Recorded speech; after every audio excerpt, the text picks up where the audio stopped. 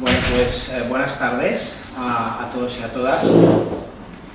Yo soy Óscar García Pañella, soy el director académico de ENTI, que es la Escuela de Nuevas Tecnologías Interactivas de la Universidad de Barcelona, y también soy socio y consultor senior en gamificación y Serious Games en Cookiebox, una empresa muy veterana que se dedica pues, a estos menesteres de los que vamos a hablar hoy desde 2008.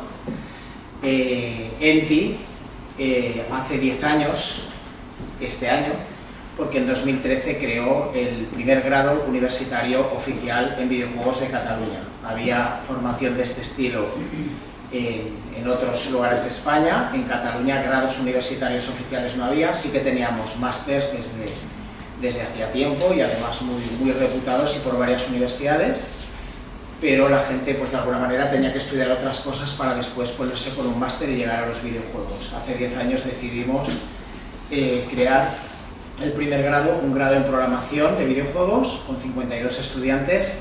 En 2015 se crea el primer grado en creación artística para videojuegos y a partir de aquí pues hemos ido creciendo. Hay 2 ciclos formativos, 3 grados, también estamos, de hecho he dicho 2 ciclos formativos, pero tenemos 3 ciclos formativos, porque además de videojuegos tenemos ciberseguridad en los grados universitarios, además de videojuegos tenemos música y luego también estamos con másters y demás. 10 años después ya son varios los centros, varias las universidades que están ofreciendo formación en videojuegos y podemos decir que tenemos un ecosistema extremadamente sólido. Yo creo que puedo decir, sin ánimo a equivocarme, que estamos en una de las 10 mejores ciudades del mundo para dedicarse a los videojuegos. Más de 200 empresas, una facturación por encima de los 1.300, 1.400 millones, estamos hablando de 6.000, 7.000 personas tranquilamente trabajando en el sector, y ayer mismo con Yuri estábamos en la inauguración del último estudio que se abre en Barcelona, ¿no? Con capital chino y con previsión de estar en torno a las 100 personas en unos pocos meses, ¿vale? Por lo tanto, el contexto del videojuego es muy poderoso. Si a esto le conectamos un poquito la necesidad de motivar, de que mejore la transferencia educativa, de conseguir un cambio comportamental sostenido en los ámbitos de salud y del deporte, pues entonces abrimos la horquilla a los Serious Games, a los juegos aplicados, al uso de la teoría del diseño de juegos en otros contextos que no sean solo el entretenimiento, para conseguir esa persuasión en positivo y desde la voluntad, y nos ponemos en 30-35 empresas, que no son pocas, solo en Cataluña, que se están dedicando a estas cosas, ¿no? Y ahí es cuando Yuri y yo pues, nos conocemos ya de hace prácticamente 15 años y hemos estado colaborando pues, en esta materia.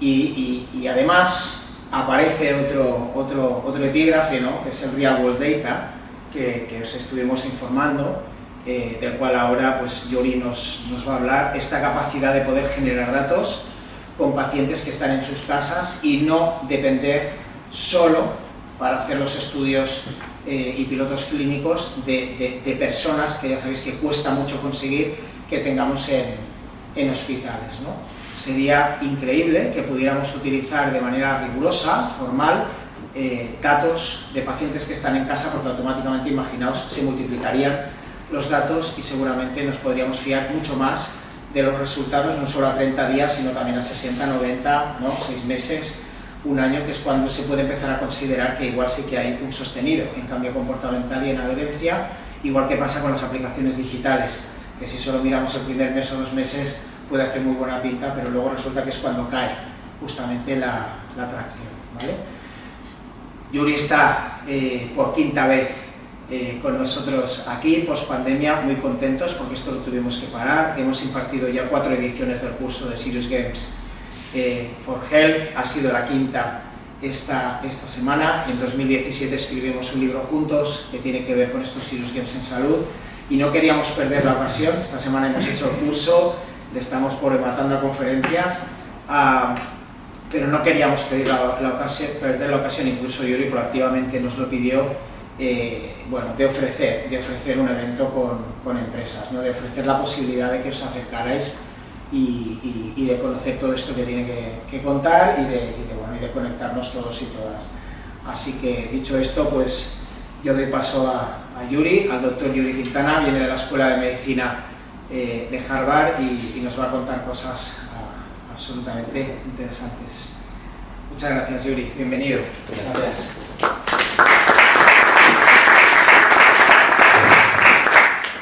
Bueno, muchas gracias por venir. Un placer siempre estar aquí en Barcelona, una ciudad con mucha innovación y energía y súper placentero la gente y la amistad. Así que muchas gracias por venir. Y como Oscar mencionó, nos hemos conocido por mucho tiempo. 15 años atrás había muy poca gente pensando cómo usar gamificación. Nosotros fuimos los pioneros en esta área tratando de usar gamificación. Habían gente antes de nosotros, otros pioneros que tratamos de aprender sus esfuerzos. Y desde then que hemos estado haciendo investigación y cursos también, porque cuando uno enseña, tiene que reflejar en los métodos. Cada vez que enseñamos el curso aprendemos cosas de cada uno y de los estudiantes. Así que como educador, investigador, creo que es importante hacer los dos. Así que muchas gracias por venir y les voy a compartir un poco de qué es lo que es esta área, cuáles son las oportunidades que están surgiendo, cuáles son los riesgos que hay. Y creo que hay una gran oportunidad en esta región, dado cuán avanzados son los servicios médicos, cuán avanzado en la tecnología, cuán avanzado es la gente confortable usando tecnología, mobile apps, para en verdad crear un ecosistema súper avanzado donde podemos usar la tecnología para avanzar el cuidado de los pacientes. Una de las cosas en la realidad que nos dimos cuenta durante la pandemia es que hay que coordinar los esfuerzos. Yo creo que todos los países tuvieron mucho problema coordinando los esfuerzos. Y cuando pasan estas crisis, en verdad no es el momento para organizarse. Hay necesidad, pero es muy difícil porque hay mucho caos, mucho problema. Así que estas cosas en verdad se tienen que planificar mucho antes. También nos dimos cuenta que nos faltaba recursos humanos, nos faltaba recursos también de otras medicinas y otras cosas, pero tenemos un gran problema de no tener suficientes personal, doctores, enfermeras, fisios, y creo que ese problema va a continuar, porque el número de gente que se gradúa de esos programas no está subiendo al mismo paso que la población. La población está viviendo más años, no necesariamente con mejor calidad de vida. Algunos sí, pero otros no. Pero mientras más hay gente mayor y no tenemos suficiente gente para dar los servicios, vamos a tener que encontrar maneras innovadoras para poder dar el mejor servicio a más gente. Y creo que en estas situaciones difíciles es cuando hay oportunidad para crear innovación. No solo para ayudarlos en una manera equivalente, pero quizás una manera aún mejor para esos pacientes, para darles el servicio que necesitan, cuando lo necesitan y dónde lo quieren recibir, porque no todas las cosas necesariamente requiere que alguien vaya a un lugar físico si tenemos las tecnologías y los métodos para dar los servicios a larga distancia. Así que la pregunta es, ¿cómo podemos innovar, entender los problemas que tenemos y crear soluciones que son aún mejor de lo que estamos ahora? Y creo que los juegos serios es una gran oportunidad, porque no solo que tenemos que dar los servicios, pero tenemos que cambiar el comportamiento de tanto como los pacientes, como los familiares que están ayudando a los pacientes, también los proveedores de salud, para que todos podamos comunicarnos y coordinar el servicio. Nuestra división en Beth Israel fue una de las primeras divisiones en el mundo que empezó a usar tecnología para mejorar el servicio de salud desde el punto de vista del paciente. Y fue creado en 1970. Los fundadores empezaron a usar computadores en 1967. Y una de las primeras aplicaciones que crearon era un sistema donde con el computador la gente podría entrar información sobre su historia clínica, la historia familiar, que gente de la familia tuvo condiciones, cuáles eran los valores y las preferencias que tenían, para que cuando el paciente vaya a ver al doctor, esa información estaría disponible para el equipo de cuidado y se podía usar esos minutos que había para discutir las opciones para cuidar al paciente. Es que estaba 5 décadas avanzado. Escribieron los primeros libros para patient empowerment, empoderar el paciente, para que se pueda entender el paciente, para que el sistema no sea tan paternalista y dé solo una solución a los pacientes, y para ver cómo dar mejor cuidado. Bueno, esas ideas no fueron muy populares en esa época y pasó toda su vida entrenando gente para pensar cómo crear un sistema mejor que fuera no solo en el hospital, pero fuera del hospital, todo conectado, coordinado. Y yo estaba muy impresionado con su visión y conocí a los doctores ahí cuando empecé mi carrera en Canadá, donde hay mucha tecnología, pero también problemas similares a lo que hay en otros países también, en no suficientes recursos. Fui al hospital de St. Jude, donde con Oscar usamos tecnologías para ayudar países con recursos limitados, mejorar el cuidado con niños con cáncer. Y encontré que trabajando con gente con buena amistad, con buena innovación, aunque tienen menos recursos, pudimos sacar muchas soluciones con mucha innovación. Los países de Centroamérica pudieron subir el cuidado de los niños, la sobrevivencia de 20% a más de 70% en 10 años. Con Oscar creamos unas aplicaciones para educar niños y familias cómo vivir más saludable, y de ahí empezamos a innovar en gamificación. Así que creo que el trabajo que estamos haciendo está muy cercano a la visión del fundador de Sirius Health, de nuestra división de informática, de crear soluciones con pacientes para mejorar la vida de los pacientes y su familia. Así que, ¿qué es lo que es juego serio? Un juego serio es una actividad que trata de ayudar al usuario a obtener nuevo conocimiento de su condición, cómo manejar eso, y tener las habilidades para poder hacer cambios positivos para poder manejar su enfermedad. Así que no es solo mandar educación, pero es dar las nuevas habilidades, nueva intención, nueva esperanza para poder manejar eso ellos mismos. Hay varios tipos de aplicaciones, y esto es tratando de usar la tecnología y la metodología en una manera que tenga más enganche, más interés, para que la gente se entusiasme para aprender más, comunicar más y poder hacer cosas como manejar mejor su nivel de actividad, su nutrición, reducir el estrés. También hay aplicaciones para ayudar a los equipos de salud para trabajar en una manera más coordinada, con mejor comunicación y tener mejor implementación de métodos nuevos. Les voy a mostrar varias aplicaciones y después vamos a hablar cómo Big Data se puede usar en una escala larga. Aquí hay un ejemplo de un app que recibió aprobación del Food and Drug Administration, que es en Estados Unidos, el que aprueba los medicamentos.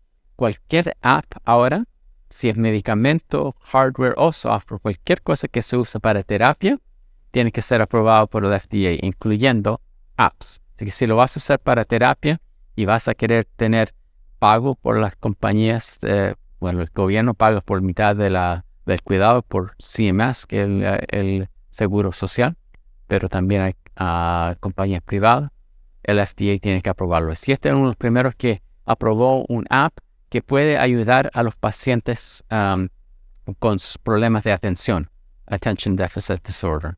Ahora, esta compañía tiene varios productos, pero solo este producto en este momento ha tenido aprobación. A los otros todavía están haciendo un estudio, pero está mostrando que ya está llegando a una madurez donde estos productos pueden mostrar en ensayos clínicos bien formados que hay un beneficio que se puede medir, comprobar y se puede ahora certificar como una terapia. Hay otras aplicaciones para usar simulaciones para soldados que han estado en guerra, que tienen trauma, y poner algunas veces una terapia donde pueden revivir algunos de esos momentos de crisis y aprender cómo manejar esas emociones bajo el cuidado de una terapia. Una simulación puede ayudar a la gente a crear mejor manejo de su condición. Así que el gobierno de Estados Unidos ha invertido bastante en esta área. En verdad, la simulación ha crecido mucho en Estados Unidos, en la área del servicio militar, y ellos están interesados y están dando fondos para gamificación. Interesantemente, hay fondos que uno puede aplicar con Europa, porque Estados Unidos está parte de NATO y hay ingresos para investigación con NATO. Así que hay otras cosas como estos, son cascos que tienen sensores para poder ver tus señales del cerebro y crear experiencias virtuales para poder ayudarte a manejar tu estrés. Así que te dan ejercicios para respirar, te dan diferentes pantallas, pero están usando un monitor con datos biométricos en tiempo real y adaptando esas imágenes y cómo pasa el juego. Así que esto es un ejemplo donde hay data y los sensores están llegando a un nivel que se dice en inglés clinical grade, grado clínico, que tiene una confianza que los datos están estables y se pueden usar para diagnosticar la condición de las personas. Así que este es un ejemplo de un juego donde la gente está jugando y está aprendiendo cómo manejar su estrés, su ansiedad y depresión. Y hay ciertos de estos apps que han tenido clinical trials, ensayos clínicos, y están mostrando eficaz en el uso de estos apps. Para rehabilitación hay equipos, apps que están usando también sensores para hacer los movimientos, dan diferentes actividades que uno puede usar, está gamificado para que sea entretenido, pueden ver el progreso, y estas aplicaciones se están usando en diferentes lugares para tratar de que la gente continúe su rehabilitación, pero que lo haga de una manera entretenida. Y también esto se puede usar a larga distancia, porque estos ejercicios se podrían hacer en la casa y los apps pueden mandar esa información de vuelta a la clínica. Así que uno puede mantener vigilancia en los pacientes a distancia, ver si en verdad están haciendo el ejercicio, si están haciendo progreso, y si no, uno los puede llamar, pero puede atender mucha más gente con esta tecnología y a la misma vez tener una vigilancia. Están saliendo ahora artículos, libros, ediciones especiales con recopilación de estos métodos y los ensayos clínicos. Este es un ejemplo de cómo están usando para rehabilitación los juegos serios. También hay simulaciones para equipos de salud. La mayoría de estos están en los cuidados intensivos, pero hay otras simulaciones también. Y esto donde dan escenarios donde hay casos que requiere que los equipos se comunican y tienen que hacer decisiones de dónde mover los pacientes. Interesantemente, en nuestro hospital en Boston, cuando hubo una explosión en el maratón en Boston, habían 200, 300 personas que necesitaban cuidado intensivo, y nuestro hospital fue el único que no cerró su sala de emergencia, porque teníamos simuladores, teníamos entrenamientos y teníamos la tecnología de informática que fue desarrollada en nuestra información para poder manejar el estatus de todos los pacientes. Tenemos un dashboard y el problema es que la gente llegaba sin nombre.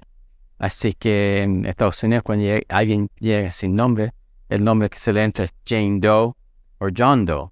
Así que muy rápido habían 100 John Does y 100 Jane Does. Pero teníamos sistemas gráficos que muestran en qué estatus está la persona. Había sensores biométricos conectados, se podía ver quién estaba más crítico, podían mover la gente, tenía un sistema de comunicación. Así que estos sistemas de simulación están tratando de crear esas situaciones de alto volumen y ver cómo la gente se va a reaccionar. Nuestro hospital, porque tenía la tecnología, les fue muy bien. Otros hospitales no podían coordinar y cerraron las puertas y empezaron a mandar gente a nuestro hospital. Así que definitivamente el tiempo de coordinar y entrenar a la gente es antes que pase estas situaciones. La pandemia fue otro ejemplo donde tenían problemas. Así que estas crisis van a seguir pasando y creo que esta tecnología puede ayudar a estos equipos a crear ensayos y pues repasar cómo jugaron esos ensayos y cómo aprender de eso. Esto es otra aplicación para ayudar a doctores a manejar pacientes con cardíacos, con los últimos tratamientos. Le dan diferentes pacientes, tienen que hacer decisiones y después el juego le mide cómo han hecho esas decisiones, qué pueden mejorar, pero está gamificado para dar más entretención, que la gente use estas aplicaciones. También hay Microsoft usando estos lentes de simuladores para crear cómo ayudar para casos complejos, visualizar cantidades grandes de información y ayudar gente a colaborar en diferentes lugares a la misma vez y hacer mejores decisiones.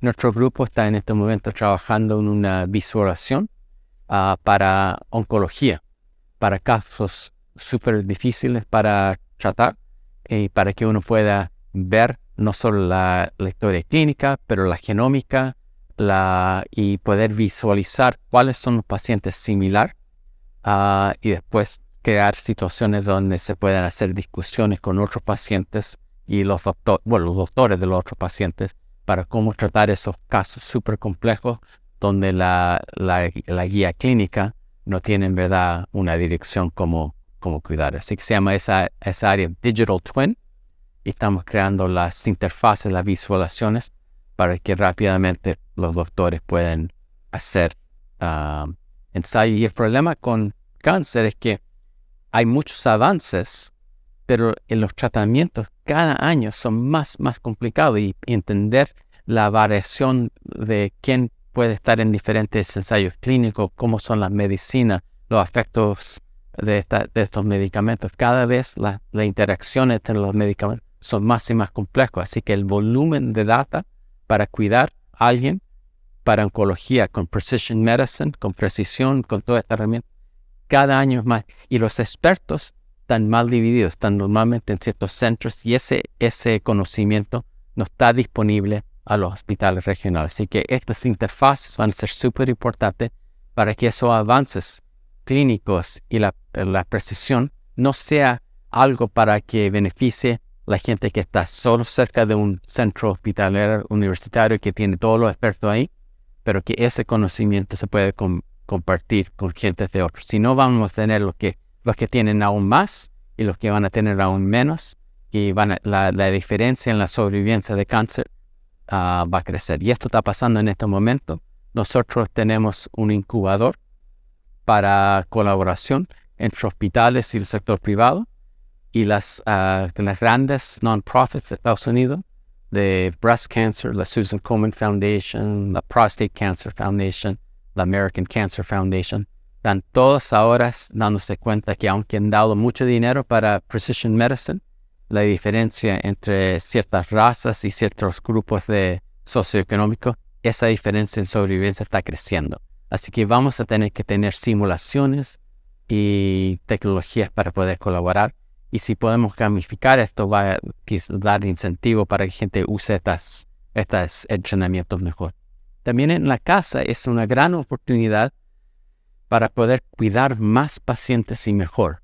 Tenemos una población que está viviendo más, pero con más condiciones y más medicamentos. En Estados Unidos, donde tenemos una cantidad enorme de medicamentos por pacientes, algunos tienen 10, 15 medicamentos, hacer un monitor de todos esos pacientes es muy caro traerlo al hospital. El hospital es el lugar más caro de cuidar. Así que hay muchas compañías ahora creando tecnologías para hacer monitor en la casa. Y una área donde hay tremenda necesidad son con los pacientes de Alzheimer's y demencia. Hay más y más gente con esta condición. es difícil cuidar a esos pacientes. Hay unas maneras de hacer un monitor de cómo están en su estado cognitivo. Hay unos nuevos medicamentos que recién salieron. Son muy caros.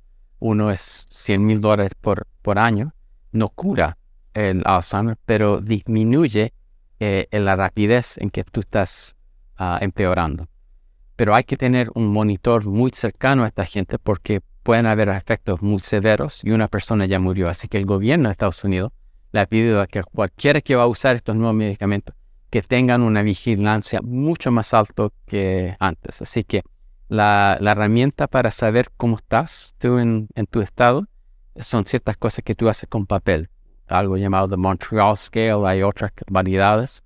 Uno hace unos dibujos y ven cuánto tiempo demoras, cuán bien, y te dan un punto. Bueno, para hacer ese test, que se podría hacer en la casa, en este momento hay que llevar al paciente al hospital, alguien le tiene que dar el papel, tiene que completarlo, alguien tiene que revisarlo, todo es costo. Así que lo que hemos hecho en nuestro hospital, hemos creado un app en un iPad que lo hemos comprobado en el hospital donde se puede hacer estos tests.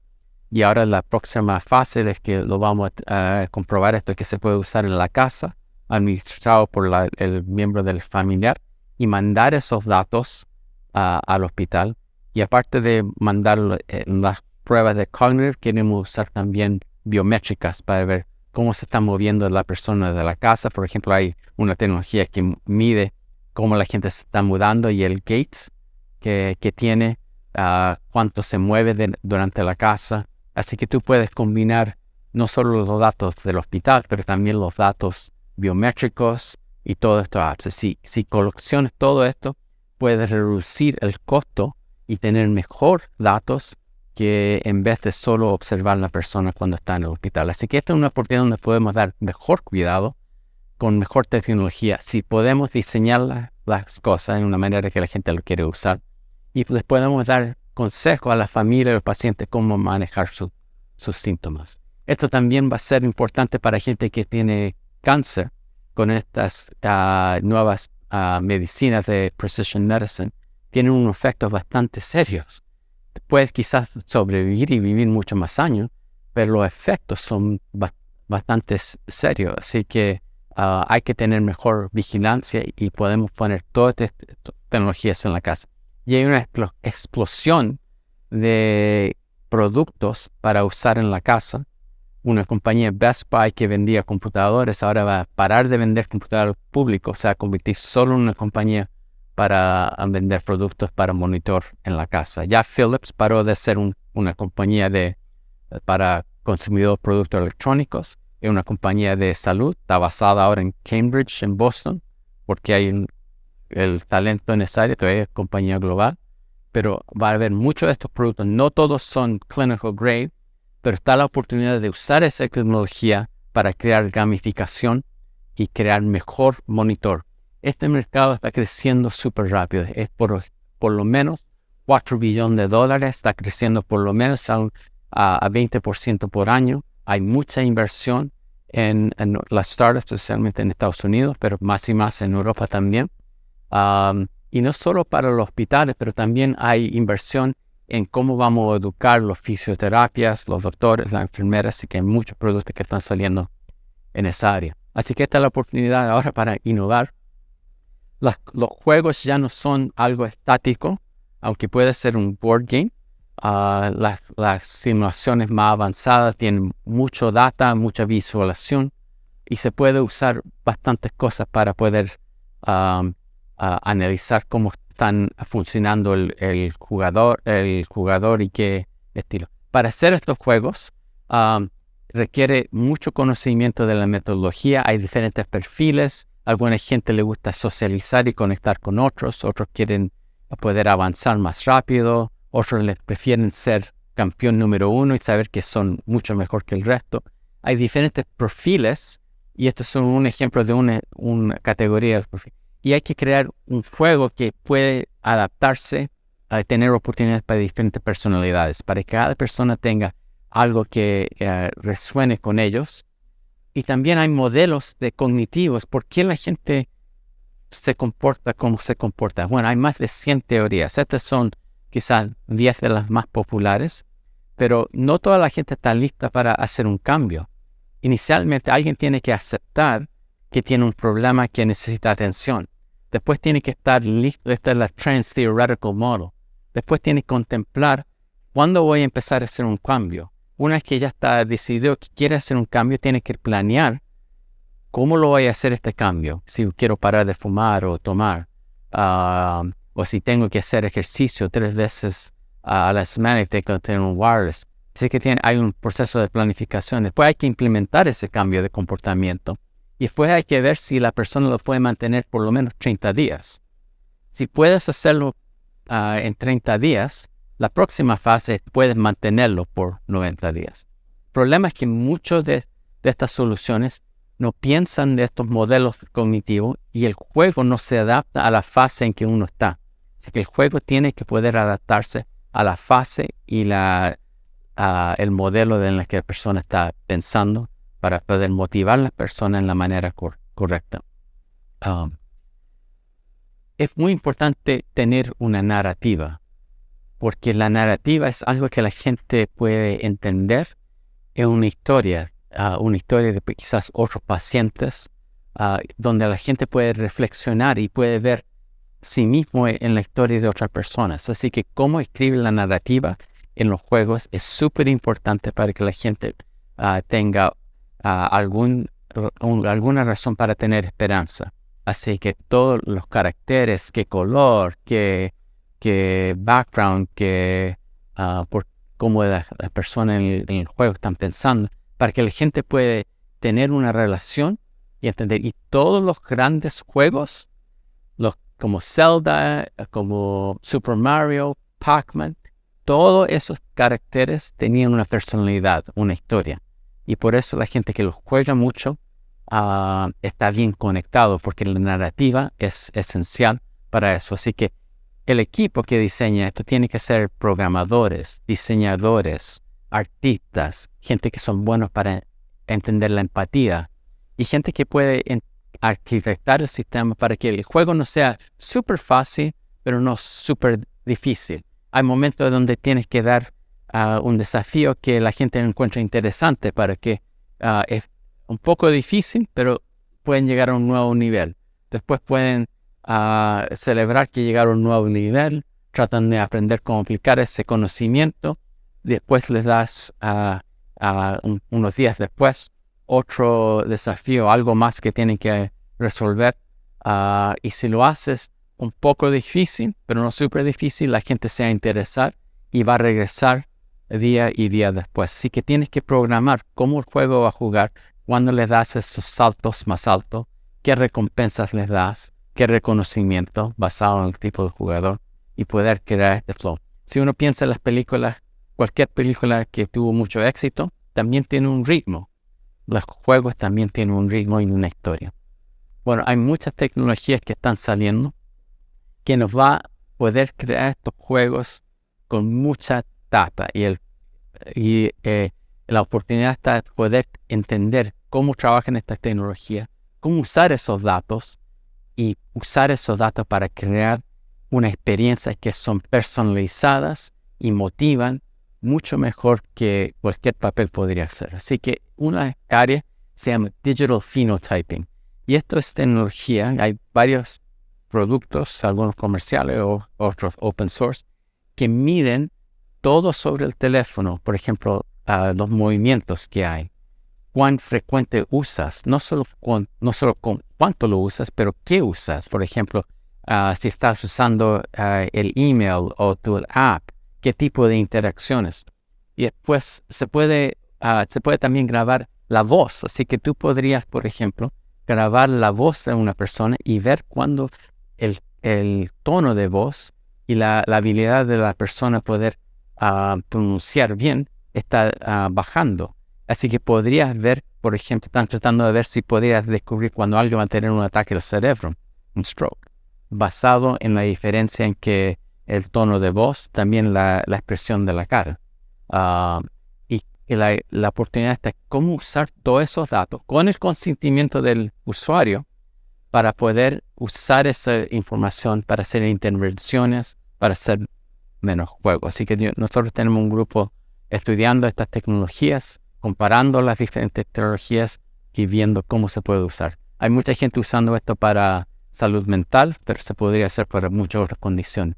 Este es otro ejemplo de tecnología que empezó en Michigan para poder detectar señales del cerebro y se han expandido ahora a un tipo de headphone que puedes sentir y no solo está midiendo las señales del cerebro, pero también ahora puedes sentir tu presión de tu sangre con imágenes y sonido pueden ver cuán rápido está tu corazón, cuán alta está tu presión.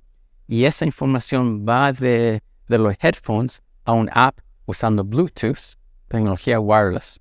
Y el app puede monitorar tu estado de salud y puede crear un playlist, la música, y cambiar la música depende de tu estado de tensión.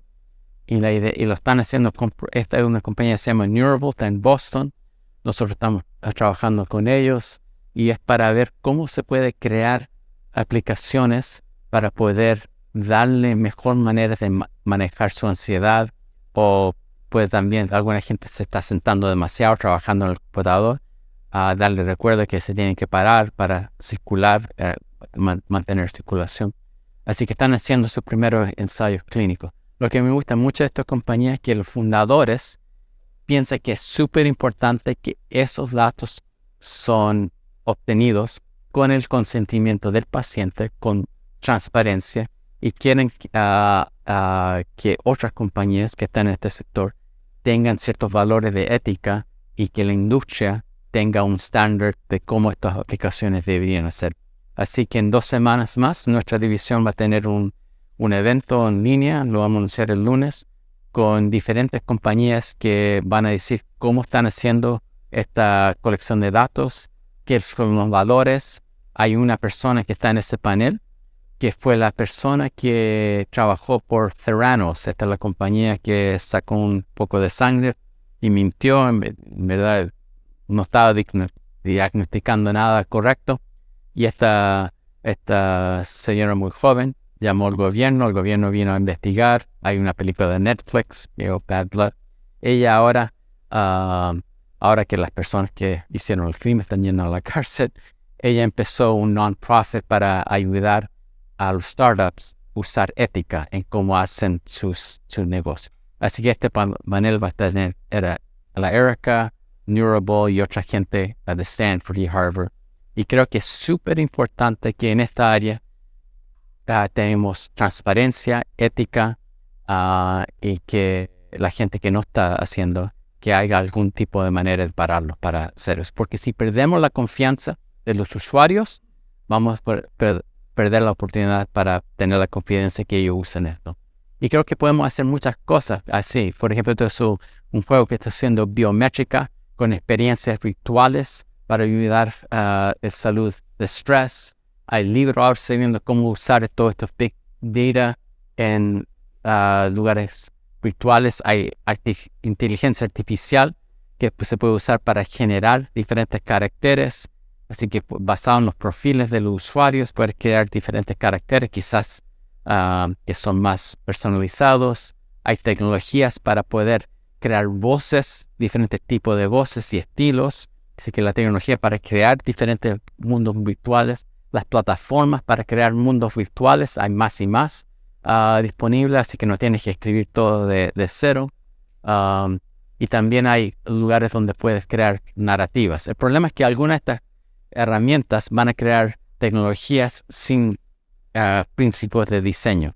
Así que yo creo que todavía estas deberían ser como herramientas, pero necesitas expertos como Oscar y otros que saben lo que es buen diseño y qué es lo que es buen diseño. Así que la oportunidad está cómo podemos usar esta tecnología, y hay 3 áreas que yo creo que son muy oportunas. Una es cómo enseñamos a los profesionales de salud y los pacientes de tener mejores prácticas para ciberseguridad, porque ya vemos que los hospitales están siempre atacados. En nuestro hospital lo atacan todos los días y cientos de veces. Tenemos firewalls, tenemos todo un equipo. pero hay muchas maneras en que uno puede hacer un accidente, se conecta a un USB, o comparte datos, alguien llama, así que hay muchas maneras en que uno puede tener lapsos. ¿Cómo podemos crear educación con simulaciones que son entretenidas, pero la gente tiene más son más capaces de protegerse y proteger sus instituciones? Así que yo creo que es mucha gente no quiere tomar otro curso, y cómo lo hacemos de una manera entretenida que la gente puede aprender algo. Segundo está este asunto de digital phenotyping, recopilar datos con los mobile apps, cómo se colecta estos datos y cómo se pueden usar para modificar el cuidado clínico. Así que hay que hacer investigación, qué datos son útiles, cuáles son los algoritmos para hacer análisis.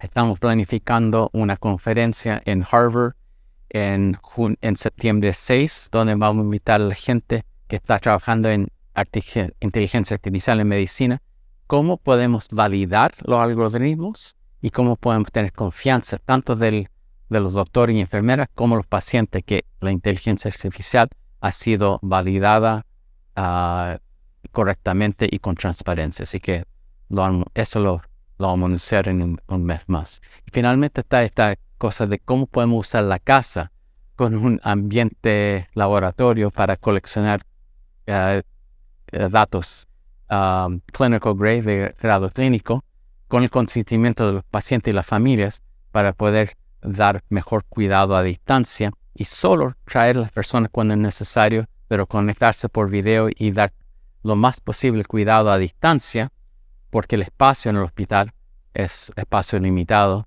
y podríamos usar recursos humanos virtualmente para crear equipos de cuidados virtuales. Así que hay muchas cosas que podríamos hacer. La realidad es que el servicio de salud en casi todos los países es muy fragmentado.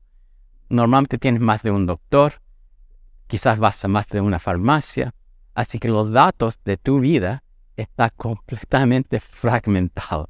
Así que si quieres hacer Big Data, tienes que poder ver cómo puedes recopilar estos datos con el consentimiento no solo del usuario, pero de todas estas instituciones para poder usar esos datos para ver cómo está el paciente y cómo hacer las intervenciones al tiempo apropiado.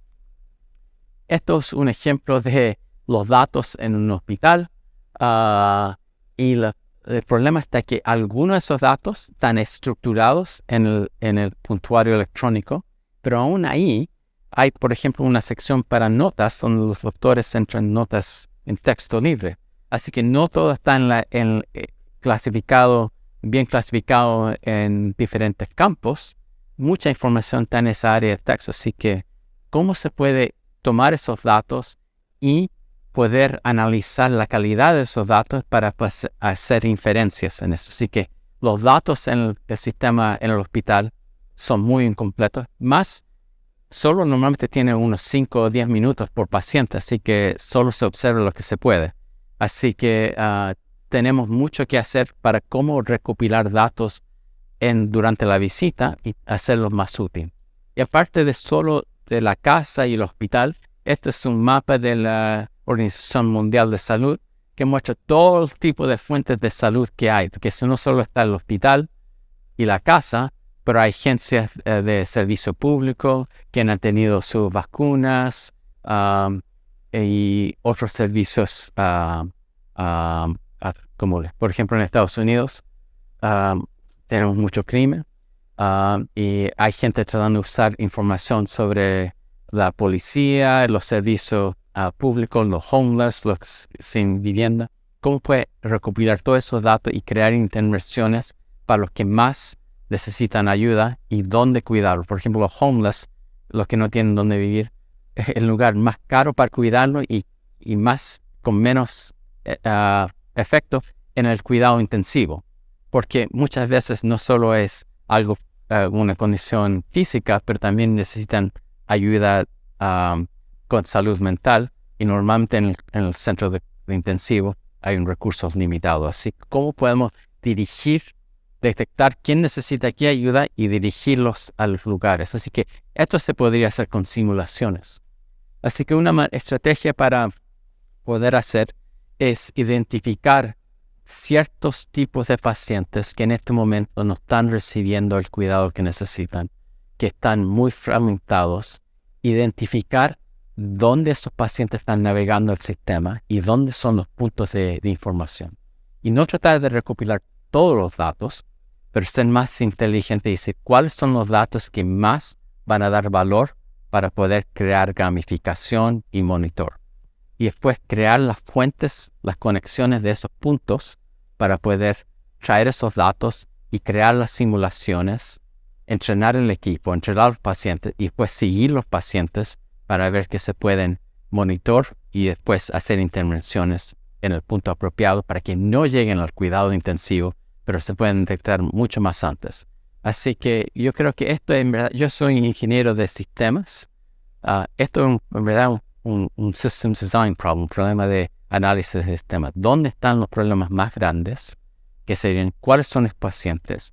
¿Cómo podemos trabajar con equipos de sectores de salud, gamificación, ingenieros, inteligencia artificial y crear soluciones para coleccionar data? Si podemos identificar esas fuentes de datos que necesitamos, podemos de-identificar los datos para protegerlos, hacer un análisis a nivel de población de esos pacientes que necesitan más y ver dónde van a estar las necesidades y crear soluciones. Así que hay diferentes tecnologías para identificar datos, hay diferentes niveles de poder identificar y mientras más de identificación tienes, más protección al usuario, pero algunas veces lo identificas demasiado y no puedes hacer el análisis que necesitas hacer. Así que hay que decir cuál es el nivel de identificación que se necesita, dónde se almacenan esos datos, cómo se pueden usar. Tenemos un proyecto que estamos lanzando en nuestra división llamado Plataforma Pluto. Y la plataforma Pluto es para estudiar los pacientes de cáncer, cuáles son los datos más importantes para poder recopilar en un sistema muy fragmentado, cómo podemos identificar esos datos, pero después, una vez que queremos seguir ciertos pacientes, poder seguirlos identificados con ciertos apps. Crear una arquitectura que se pueda usar en más de un centro y poder conectar los datos. Se llama Pluto porque es la platform, to learn, el aprender, de underrepresented patients, los pacientes que normalmente no tenemos buena información, los pacientes pobres, los homeless, los que tienen servicios súper fragmentados, así que todos sus datos no están en un centro. La U para y aprender sobre los tratamientos, porque normalmente es la combinación de los tratamientos. Algunas veces tienes un paciente con cáncer, pero también tiene diabetes, pero los datos están en dos diferentes lugares. ¿Cómo puede entender la combinación de tratamientos?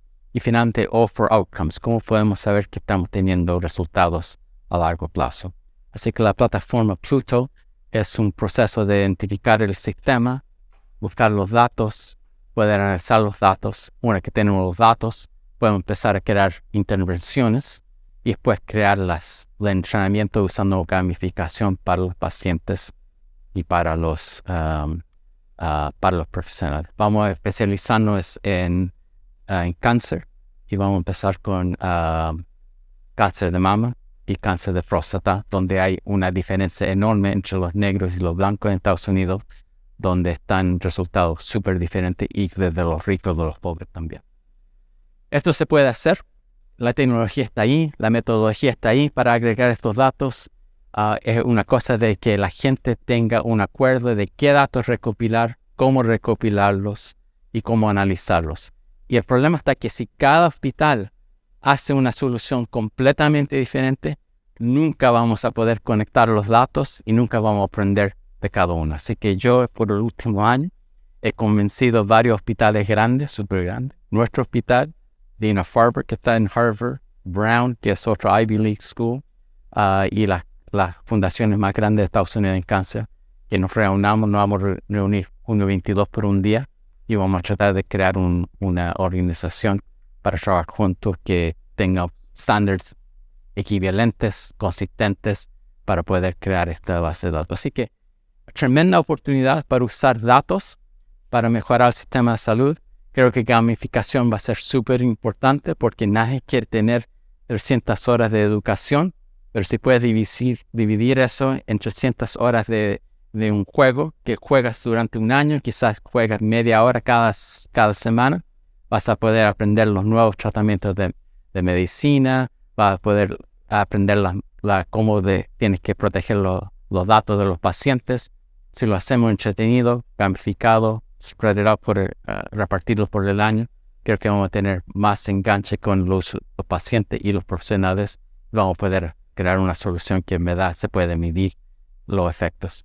Así que los riesgos, una es que empecemos a usar datos sin tener el permiso correcto. Si tenemos que la confianza es súper importante, así que tenemos que tener tecnología, transparencia entre las instituciones con los pacientes.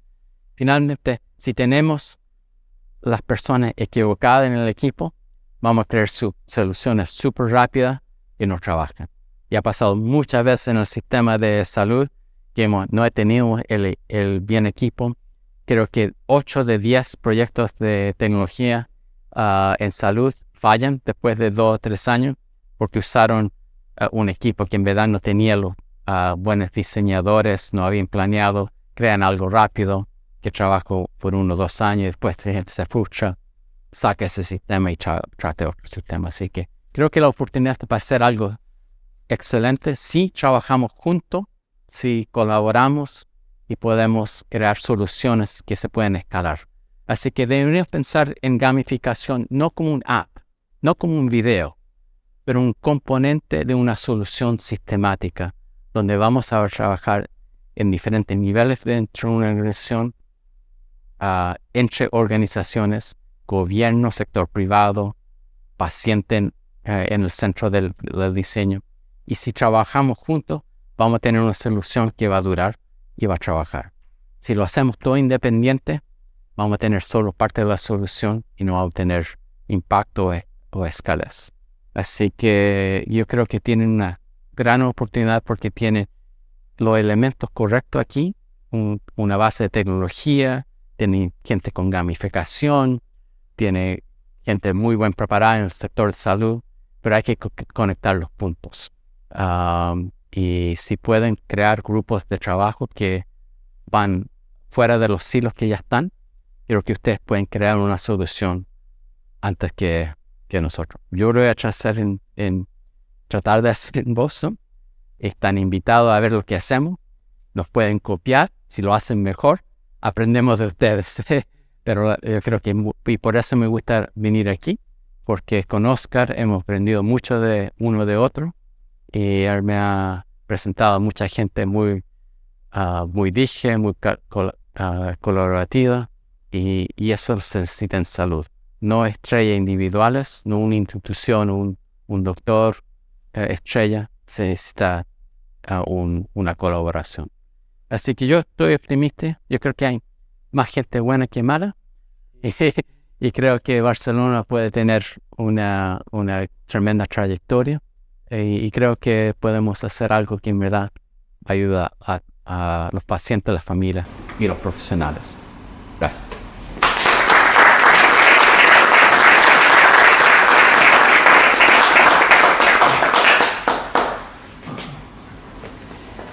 Muy bien. Yo creo que antes de que haya seguramente alguna pregunta o alguna aportación que os apetezca hacer, la última palabra que tiene Yuri en su presentación es co-creación.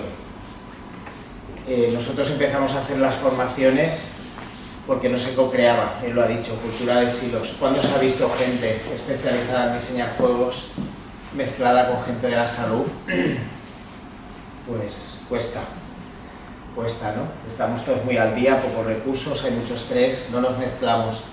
Y entonces corremos el riesgo de tener a personas que saben diseñar experiencias memorables como juegos, intentando jugar a curar a la gente, lo cual es evidentemente grave, porque no saben lo que es la deontología, o a personas que saben curar a otras personas intentando diseñar juegos sin saberlos diseñar, con lo cual son horrendas experiencias que no mejoran en nada la adherencia. La única manera de solucionar esto es juntar a las personas que saben hacer buenas experiencias con las personas que tienen el conocimiento experto, y esto es lo que estamos intentando, ¿no? En este sentido, en Cataluña hay 8 universidades que están formando en videojuegos. Son muchas universidades. El Power Force que tenemos aquí es una brutalidad. Hoy estamos aquí en representación de 2, ¿no? Estamos Tecnocampus, estamos en Universitat de Barcelona, La Salle, Ramon Llull también lo está haciendo, UDG lo está haciendo en Girona, en Vic también están haciendo cosas, la UPC, la Politécnica lo está haciendo, en Lleida también lo están haciendo, y me voy a dejar alguna y me va a dar mucha rabia, pero son 8 universidades que están egresando estudiantes que saben hacer buenas experiencias. No todo el mundo va a ir a la industria del videojuego, no todo el mundo va a ir ahí, y mucha gente sí que puede ir y empezar a hacer las prácticas mezclándose pues con gente de fisio, con gente de enfermería, con gente digamos de cirugía, con todas las especialidades médicas. O sea, se pueden hacer muchas cosas. Entonces yo creo que es importante que nos relajemos en el sentido de, y yo ahora tengo que gamificar si no sé. Lo que tienes que hacer es co-crear con gente que sabe hacer experiencias, y tienes que controlar tú el proyecto porque tienes el conocimiento experto, de tal manera que los proyectos tecnológicos gamificados en salud los tienen que empezar a controlar pues los y las fisios, enfermería, especialidades médicas, todas, ¿no? Doctores, doctoras, controlar esos proyectos tecnológicos y que no caiga el control. Y mira, lo voy a decir yo porque como soy ingeniero, pues lo puedo decir en los y las ingenieros que están programando, porque no saben al final lo que están haciendo desde un punto de vista experto. Lo que pasa es que es muy necesaria una plataforma, hay que decirles lo que tienen que hacer y son fundamentales, pero esta sensación a veces de soy informático, soy informática, soy Dios, ya lo entendéis, esto no puede ser, esto tiene que ser al revés. Tenemos que estar al mismo nivel, estás haciendo la plataforma, pero yo tengo el conocimiento experto, entiendo ya por fin lo que es la gamificación. Estos días con la 5ª edición del curso teníamos a gente de fisio y a gente de enfermería que estaba sentada y que estaba co-creando. Y también teníamos a mucha gente del mundo del deporte, y en 48 horas, y con Miguel Pera, por ejemplo, del Hospital del Mar lo sabe porque hemos hecho Game Jams y hemos hecho estas experiencias, en 48 horas había 6 proyectos encima de la mesa. Y 48 horas antes, ¿no, Yuri? Nadie sabía lo que era el diseño de juegos, nadie sabía ni remotamente lo que era el game design. Yo no voy a decir que fueran expertos 48 horas después, pero la gente estaba en otro plano, estaban en otro sitio. Os puedo asegurar que a partir de ahora van a empezar a pasar cosas, porque se han dado cuenta que la tecnología es un ingrediente, pero la psicología es el otro gran ingrediente para que al final consigamos esa motivación que mueve la adherencia. Y si le acompañamos del arte, que hace las cosas interesantes, y además la narrativa, que es esa buena historia que debería de estar encima de cualquier cuento de salud, y que no sea una historia del coco, que da miedo, y de la obligación, que es un poco lo que a veces acompaña a la salud, sino una historia de la elección, de la alternativa, de la autonomía y del aprendizaje, pues seguramente empezarían a pasar cosas, ¿no? Así que yo os invito, por favor, a que a partir de ahora todos y todas empecéis a valorar seriamente la posibilidad de incorporar becarios, becarias, que resulta que vienen de las 8 universidades que tenemos aquí, que están enseñando a la gente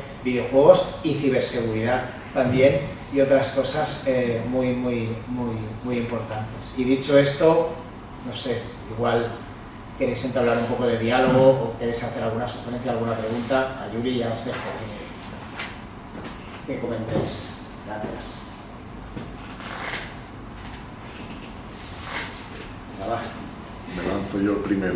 Una pregunta un poco técnica. En base a toda la experiencia he visto una aproximación muy basada en aplicaciones, en dispositivos de interfase tradicional.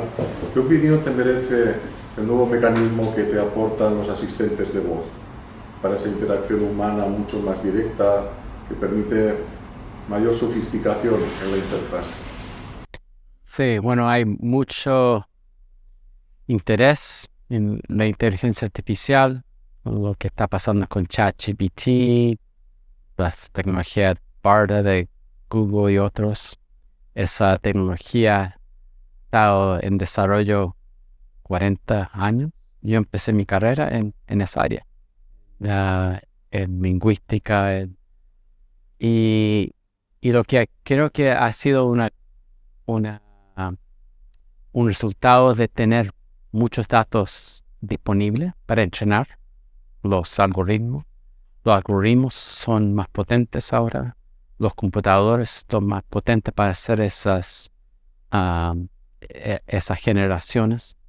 Pero hay un problema enorme en que esos algoritmos, muchos de esos, son muy difíciles de poder validar cómo están creando eso. Porque algunos son basados en cosas como neural nets, donde ve, por ejemplo, qué frecuencia, por ejemplo, las palabras aparecen juntas. Así que te puede generar una conversación que parece razonable, pero está generada estadísticamente por la probabilidad que esas dos palabras pasan cerca de uno, que una frase pasa cerca de otro. Así que mucho depende en qué datos usaste para entrenar ese sistema. Y si tienes información incorrecta, va a crear cosas correctas e incorrectas. Y tú no vas a saber cuál de esas frases o esa información es correcta o no. Yo cuando estaba usando ChatGPT, me he dado cuenta que le digo, descríbeme este método en informática, de medicina o cáncer. Y veo que me da 19 frases, 20 frases, 19 correctas, una incorrecta. Algunas es un poco incorrecta, algunas es completamente incorrecta. Y en algunas veces inventa cosas, porque suena razonable, pero estadísticamente el neural net está prediciendo que eso posiblemente es una combinación de información que suena razonable y parece razonable, pero no es. Es posible, y ya se ha dado ejemplos donde estos sistemas han creado recomendaciones que en verdad está dando señales al usuario que se haga daño. Hubo no sé si lo vieron, el artículo que salió en el New York Times de un político americano, donde pasó 3 horas y mientras más le decía sobre su vida, más da opinión ChatGPT, hasta que finalmente después de 3 horas dije, mira, usted se debería divorciar. Dando ejemplo. Hay otro ejemplo de un chatbot, y esto salió también en otro periodo, yo lo puse en mi tweet, el link. Hay un grupo de investigadores, de reporteros, que descubrió que un chatbot que da consejos a pacientes con ansiedad. Y hay ciertas veces que el chatbot le dice cosas que son brutal, que en verdad no ayudan, pero son como un ataque personal al usuario. Nadie ha validado esos algoritmos, nadie está haciendo un monitor de esos sistemas. Por eso estamos organizando esta conferencia en junio, porque los sistemas, no hay un método para poder validar esto. No tenemos un acuerdo de cuáles son las fuentes de datos que se deben usar, y nadie está manteniendo ojo vigilancia. Las compañías dicen que lo están haciendo, pero no están leyendo todo. Están usando otro algoritmo para hacer el monitor. Así que creo que tenemos gran oportunidad, pero gran peligro también. De todas formas, Yuri, discúlpame porque igual no he sido suficientemente claro en la pregunta. Yo hablaba más del efecto Alexa, de la capacidad de comunicación humana con un dispositivo o con una aplicación, y cómo eso representa una oportunidad, o cómo lo ves tú. Sí, mira, van a haber muchos robots y equipos que van a tratar de comunicarse contigo en lenguaje natural, con imágenes de caras. Hay varias compañías que están creando robots superhumanos. Hay unas compañías en Japón, China, aún Tesla, que hace autos, tiene una división con robots humanos. y ellos piensan que van a vender más robots humanos que autos. Eso ve en el futuro. Tienen un computador más grande del mundo en Tesla para entrenar esos robots. No lo han mostrado alguna. Tienen un día de AI, no lo muestro.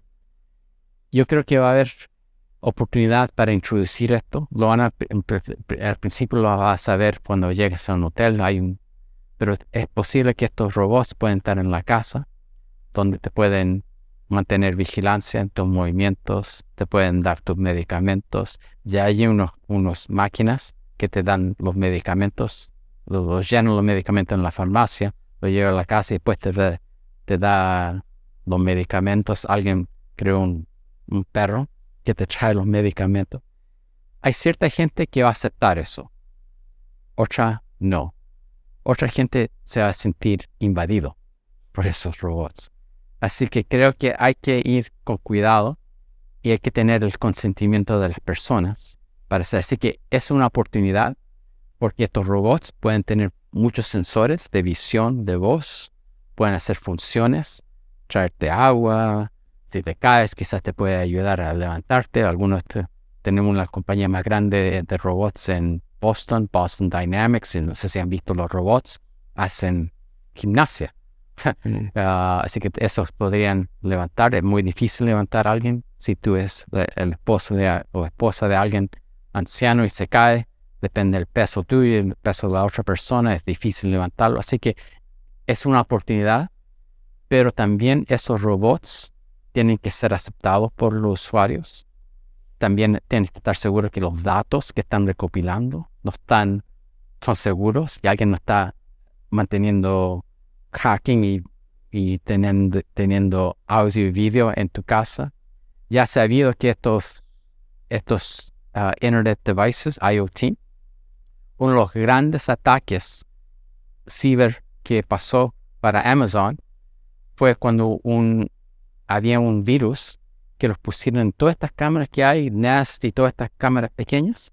Hubo un virus que se instaló en 100,000 o 1,000,000 de devices.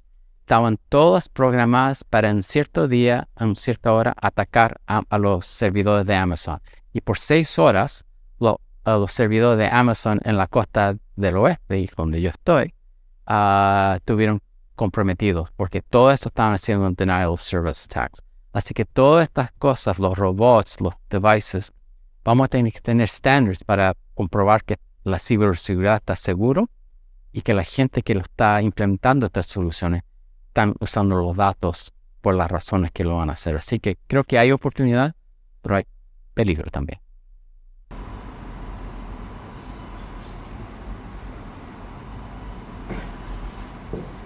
Hemos visto varios ejemplos de éxito, ¿no? de aplicaciones con gamificación, precisamente muchas en el campo de las neurociencias, y son muchas las evidencias. Llevamos ya muchos años hablando ya de gamificación en salud. Sin embargo, en el hospital, pues el año pasado recibimos decenas de ofertas de soluciones digitales para ayudarnos a tratar a nuestros pacientes, y prácticamente ninguna utilizaba la gamificación. ¿Y cuál es el problema que impide que realmente llegue, ¿no? directamente a nosotros, a los usuarios? Creo que el problema está que hay cierta gente que conoce la tecnología de los sensores, pero no sabe nada de gamificación, no sabe nada de empatía, no sabe nada de comunicación con pacientes, no sabe nada de calidad de servicio. Y estas compañías rápido crean un producto y tratan de vender. No tienen el equipo y no quieren trabajar con otra gente, no tienen la visión. Así que hay algunas compañías, si tú ves los systematic reviews, donde comparan los sistemas, en verdad hay pocos que están en verdad teniendo efecto positivo. Y eso es porque los equipos no están bien formados. Hay que tener un equipo que incluye pacientes, doctores, enfermeras, programadores, gamificadores, gente que sabe de cosas de factores humanos, gente sabe de cómo evaluar la calidad. Y hay que ir con cuidado, con un buen equipo para co-crear. Y la mayoría de la gente está enfocada de rapidez, vender rápido, implementar rápido. No se dan la paciencia para hacer las cosas bien. Y resulta que la evidencia está mostrando que más del 90% de los sistemas tienen cero impacto. Algunos tienen impacto negativo, menos del 5% en verdad están teniendo positivo. Así que nos tenemos que dar la paciencia para formar los equipos bien y tener las personas y hacer las decisiones por evidencia transparente. No porque alguien quiere decir, mira, quiero estar en el periódico porque lancé producto X. Bueno, puede salir en el periódico, pero no significa que los pacientes van a beneficiar. Los datos van a comprobar si en verdad está trabajando. Pero si no tienes el equipo, yo podría garantizar que esos sistemas no van a tener éxito. No, de hecho, puedo confirmar que la mayor parte de ellas, cuando te las presentan, son de una utilidad muy dudosa. Y tal y como entran, llegan y se van. Aquí tenemos a David Darnés, que es consultor, 25 años en la industria del videojuego, un montón de años en Ubisoft, seguro que os suena Ubisoft, una empresa muy importante del mundo del videojuego, con miles de empleados en oficinas de todo el mundo y con títulos AAA espectaculares. En Ubisoft tienen muy claro que la tecnología tiene un papel que está al mismo nivel que el de la narrativa, que el de la estética y que el del diseño de juego, que es la psicología. Esto lo tienen súper claro. Los 4 elementos generan una multidisciplinariedad de equipos que es absolutamente brutal y una complejidad de proyectos que se acometen en muchos años y con presupuestos muy elevados. Y aún así, a veces no acaba de funcionar y hay videojuegos que se caen o videojuegos que hay que corregir porque es muy complicado tratar con las emociones humanas.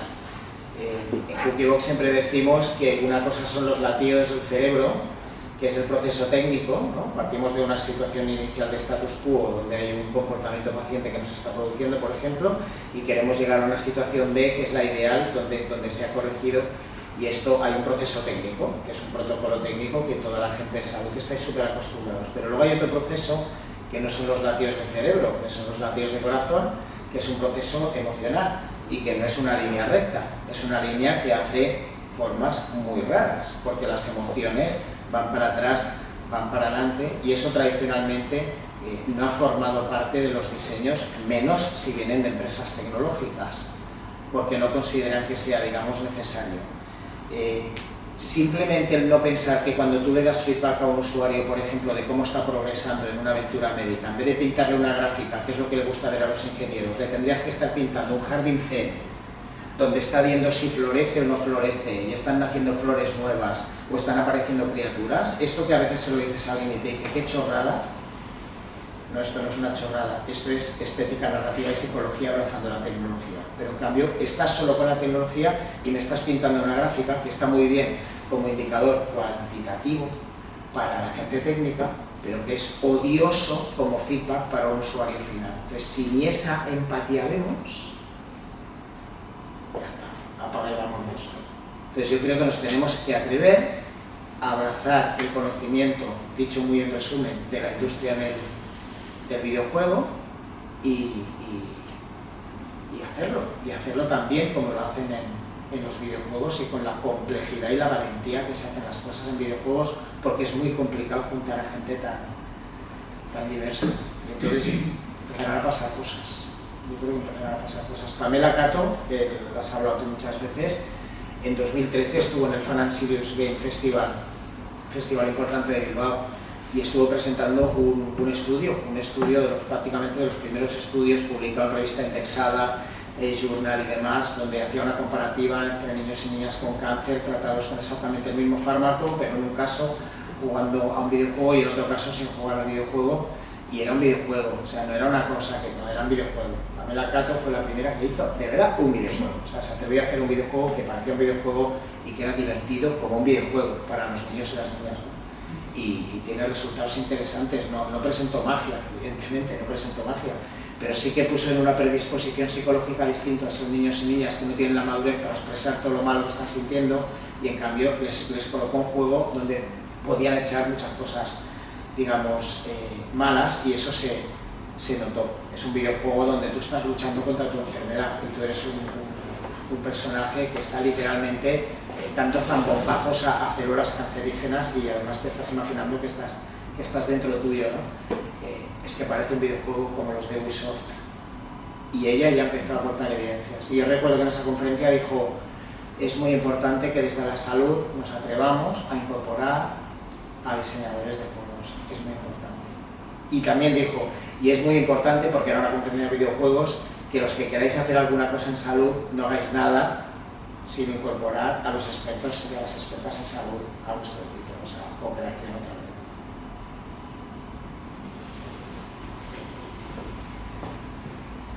Más cosas.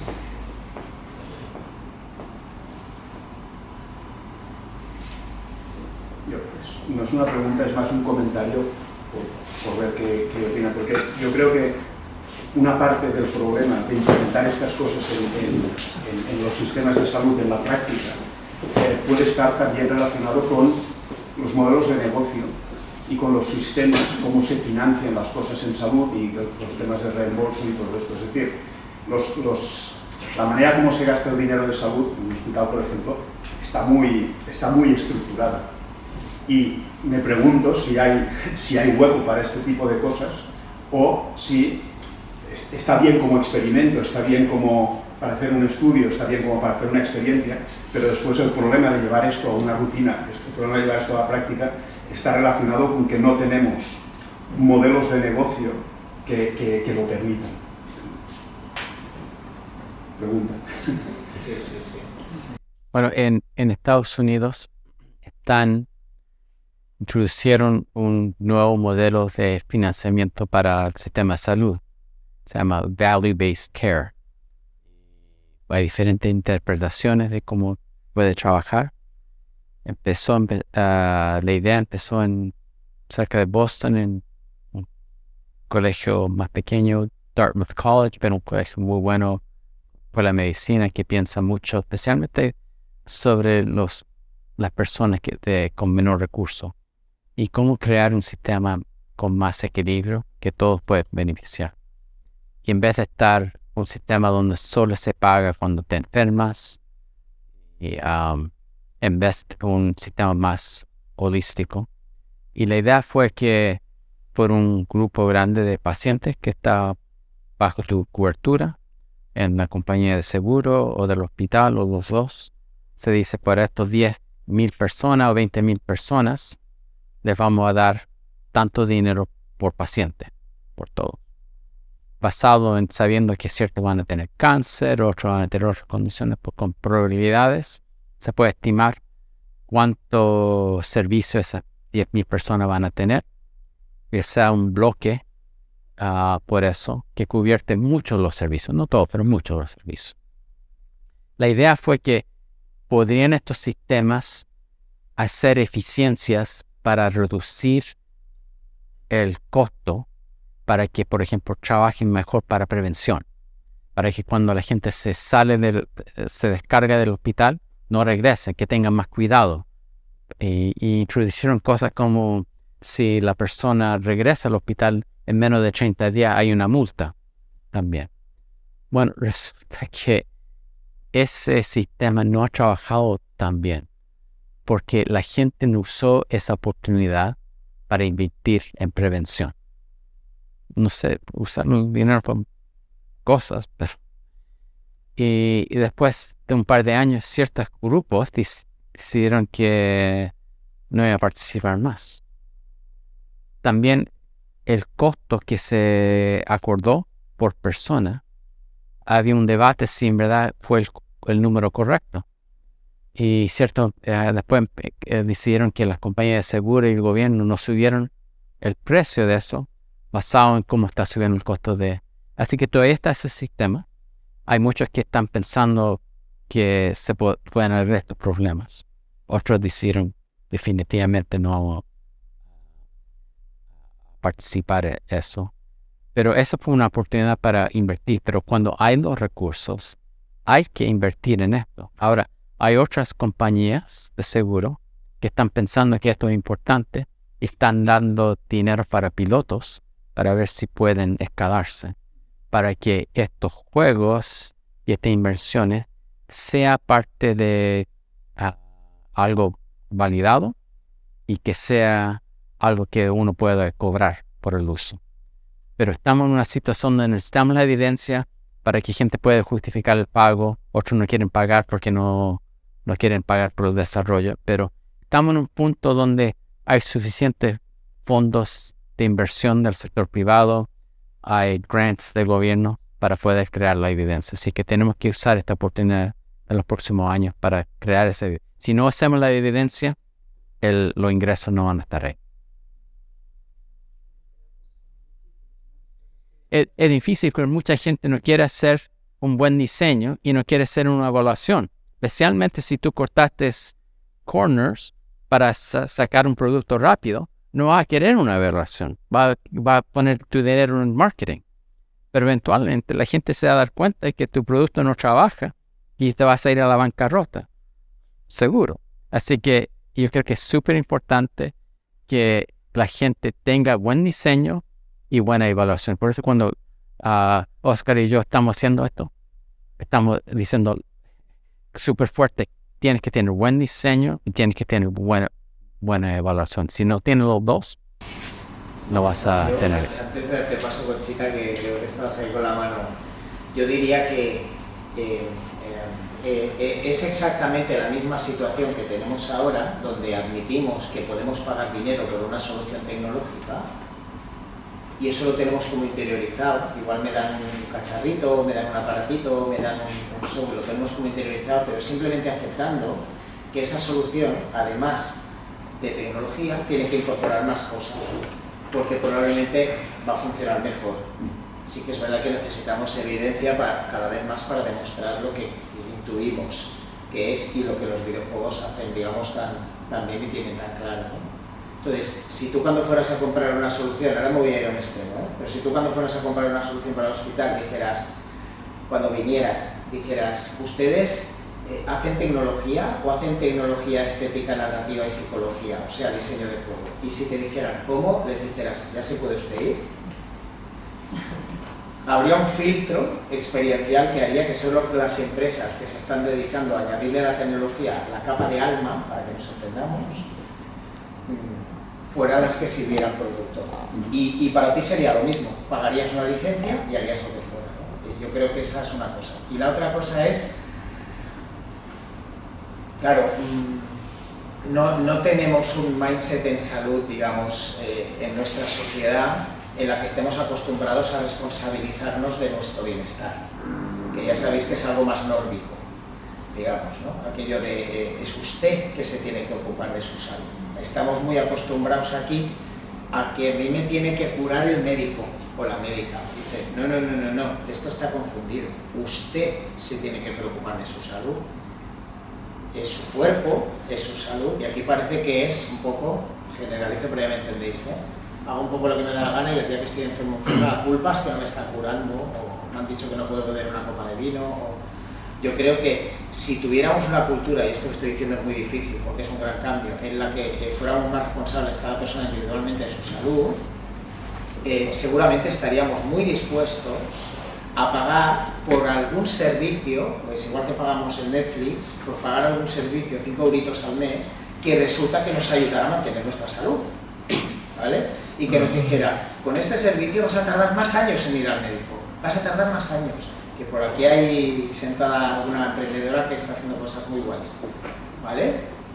¿Me entendéis? Y entonces dirías, bueno, ¿y tanto que pago 5 euritos al mes? Solo faltaría, si con los 5 euritos igual voy 7 años más tarde al médico, la primera vez, porque entiendo que soy yo que me tengo que responsabilizar de mi salud. Si no, aquí no paga nadie porque es, bueno, yo voy haciendo, y el día que me dé, me voy al médico y que me cure.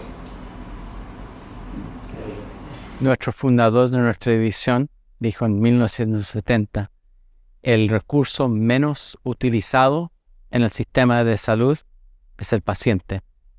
Y quiso que siempre que el paciente esté parte del diseño del sistema de salud, que siempre esté empoderado a estar más en control de de su salud, que entienda que puede estar más en control de su salud, que puede contribuir a su futuro. Y creo que ver el sistema de salud desde ese punto de vista cambia cómo nosotros solucionamos problemas y cómo trabajamos juntos. Y si no tenemos los pacientes ahí, pero ser cándidos con ellos, que no solo sientan en la mesa y haciendo sugerencias, ellos tienen un papel, una responsabilidad de cambiar cómo son de pacientes para su bienestar. Así que esa dinámica, ese diálogo, esa discusión se tiene que tener más abierta. Empoderar a los pacientes. No todos están listos para hacer eso, pero muchos sí.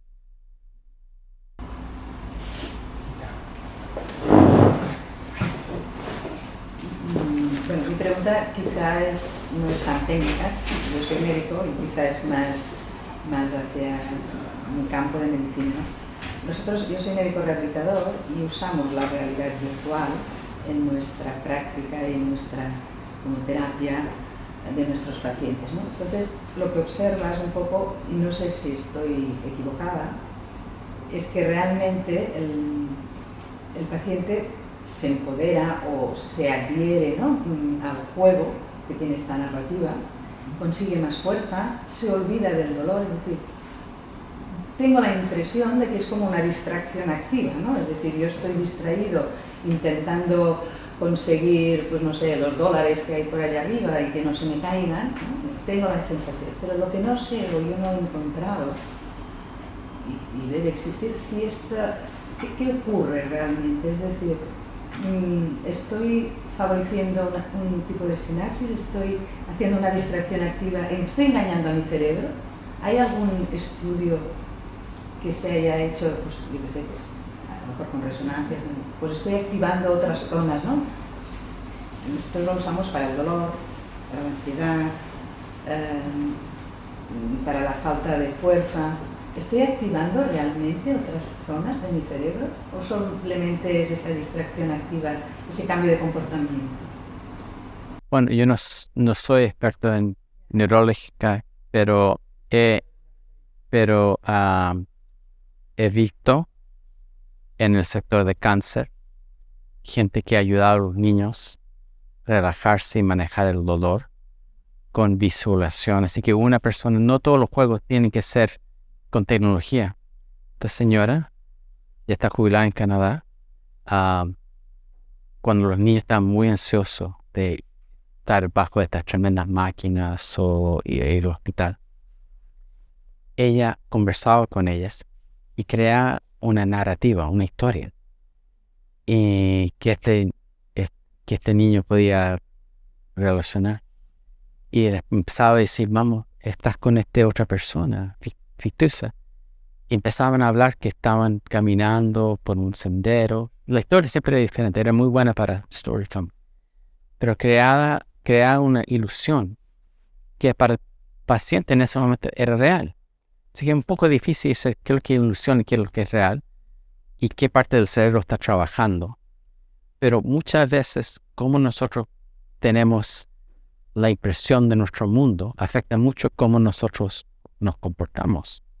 Y sí que yo creo que los juegos pueden ayudar a la gente a reconceptualizar su situación, cómo puede resolverlo, cómo pueden manejar su dolor. Y creo que hay mucha psicología, pero creatividad también. Y ella daba estos cursos en diferentes. Y yo estaba en St. Jude, la conocí en una conferencia. Estaba trabajando con Oscar en gamificación. Y yo le dije, me gustaría mucho poder grabar, entender, para crear narrativas. Bueno, después una vez la conocí en el Congreso Mundial de Cáncer. Y un día alguien me dice, Yuri, alguien te está buscando. Tienes que ir rápido al primer piso. También, oye, que pensé quizá un problema en mi familia o algo. Y finalmente me encontré, estaba visitando St. Jude. Era el keynote speaker y tenía 5 minutos antes de empezar su discurso. Quería conectar porque me acuerdo, estoy trabajando con Oscar, sí. Bueno, pude conversar con ella un poco, 5 minutos antes que tuviera el curso, pero tenía esa pasión. Se jubiló. Pero hay gente que trabaja con pacientes, que tiene mucha empatía, que les puede ayudar a visualizar cosas. Y esas personas tienen que estar parte de estos equipos porque entienden la narrativa. Y hay ciertas personas que tratan de entender todas estas teorías de psicología, hay más de 100. Se ha estudiado mucho. Pero hay cierta gente que no tiene esa preparación científica, pero tiene la práctica de tener empatía y poder. Así que yo creo que necesitamos los dos, los científicos y la gente que tiene buena empatía para crear. Pero una vez que tú puedes reconceptualizar tu realidad de una manera diferente, puedes tener mucho éxito. Eso lo han usado con atletas, con pacientes. Ahora lo estoy viendo para gente que son líderes de hospitales, CEOs, en salud mental, como reframe la realidad. Así que es difícil decir cuando la ilusión pasa a ser realidad, que está trabajando del cerebro. Hay muchas teorías, pero creo que es algo muy potente y por eso la narrativa es súper importante. ¿Cómo se convierte eso en el cerebro? No sé, hay teorías, pero sí, si está bien hecho, sí trabaja. Bien interno. Bueno, yo solo quiero comentar, yo soy neurocientífico, o sea, yo soy del lado de... Entonces, lo que puedo decir, estoy de acuerdo con esto que siempre decimos, que el cerebro no puede diferenciar la realidad de la ficción, no puede. Como tiene esa capacidad, es estupendo. Y luego lo que decías, segurísimo que modifica el cerebro, seguro, absolutamente. Entonces, una manera de mirarlo podría ser lo más sencillito, pues como el electroencefalograma, que nos enseñó, Sí, que he visto que esto es óptimo porque no dificulta eso de llevar la realidad virtual, pero y si no, pues si miras, si decías que entrenabais la atención, no sé qué, pues incluso mirando qué es lo que han hecho, ya si entiendes más o menos, ¿no? de qué función cognitiva le ha hecho falta para eso, pues seguramente ya sabrás a grandes rasgos qué área está tocando o qué regiones estás mejorando, y si estás mejorando esas áreas cognitivas estarás tocando esas regiones. O sea que seguro que vuestros pacientes les estáis cambiando el cerebro, segurísimo. Sí, lo que pasa es que me gustaría tener la evidencia, ¿no? De decir, ostras, pues estas áreas en una resonancia dinámica. Bueno, en reso sería estupendo, ¿eh? Exacto. En reso sería estupendo. Pero ya meterlo en la reso con la... Se puede hacer, ¿eh? Pero tienes que tener... Pero bueno, Es cuestión de buscar financiamiento, ¿no? ¿Cómo? Financiamiento. Ah, ya, financiamiento. ¿Cuál es el pagar? Sí, me gustaría, si puedes comentar cómo se está utilizando para tener real-world data y cómo se liga esto con, si por ejemplo las farmacéuticas de la industria lo está utilizando para hacer realmente ensayos clínicos, o en qué situación está de uso por las farmas. Sí, este es un área súper grande. Las drogas normalmente se han validado con ensayos clínicos. Esos ensayos son súper complicados para diseñar, implementar, tener suficientes pacientes. Más de la mitad de los ensayos no terminan porque no pueden encontrar suficientes pacientes, por lo menos en Estados Unidos. Eso ha sido un problema para poder descubrir nuevos medicamentos. Ha sido un problema enorme. Ha sido un problema enorme para la finanza de las compañías. Pierden mucho dinero en los últimos años.